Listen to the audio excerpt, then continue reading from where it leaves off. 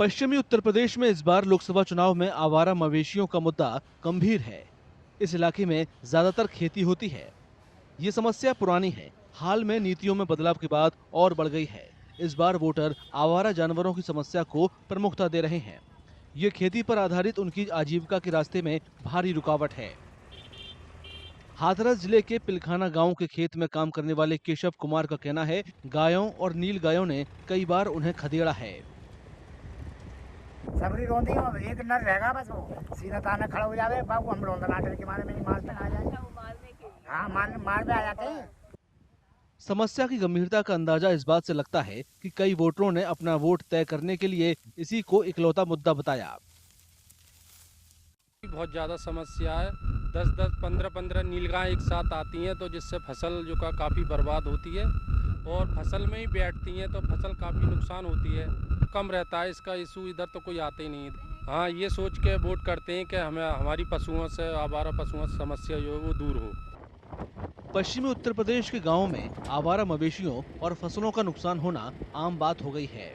जो गाय खेतों में नहीं जा पाती हैं, वो सड़कों पर पड़े प्लास्टिक से भरा कचरा खाती हैं। सरकार ने खेतों में कटीले तार लगाने पर रोक लगा दी है। किसान इस फैसले से भी परेशान हैं। ज्यादातर किसान अब खेतों के बाड़ लगाने के लिए सादे तार या साड़ी और दुपट्टे का इस्तेमाल करते हैं। ना तो फिर वो आ जाए, बहुत दिक्कत हो रही है। तमाम ये फसल सारी नष्ट कर रखी है, देख रही है, सब टूटी हुई फसल पड़ी है, नरी हुई। और अगर आप जो फेंस लगाते हो तो उससे कुछ नहीं हो रहा है? ना, नहीं, कुछ नहीं हो रहा, कुछ नहीं हो रहा। तार फाल लगा नहीं सके ना, सरकार के बहुत पैसे आदेश हैं, तार फाल लगा नहीं सके। पैसे दवा फवारे लगाए तो वैसे कुछ ना हो। कितने पैसों का नुकसान हुआ? नुकसान ये तुम जो है 40%, जैसे 100 रुपये में 40 रुपये का नुकसान, 40% का नुकसान। 2019 के आंकड़ों के मुताबिक उत्तर प्रदेश में करीब 1 करोड़ 90 लाख मवेशी हैं। इनमें 62 लाख से ज्यादा दूध देने वाली और 23 लाख बिना दूध देने वाली गायें हैं। 2012 की तुलना में 2019 में स्वदेशी मादा मवेशियों की संख्या 10% बढ़ी है। इसी अवधि में विदेशी और क्रॉस ब्रीड मवेशियों की संख्या में करीब 27% की बढ़ोतरी हुई है। In the rural, the situation is very different. What happens, these stray cattle, which are actually not owned by any particular party or any person who is actually providing basic cares to these animals, they are actually left into the fields and they go into the farms and they actually damage crops. That's the one kind of a problem that is arises in the rural areas.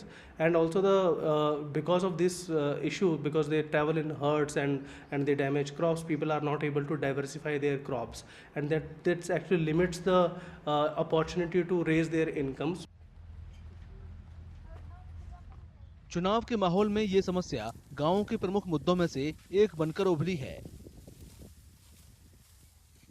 पश्चिमी उत्तर प्रदेश के करीब हर गांव में एक गौशाला है, लेकिन उनमें गायों की रखने की क्षमता कम है।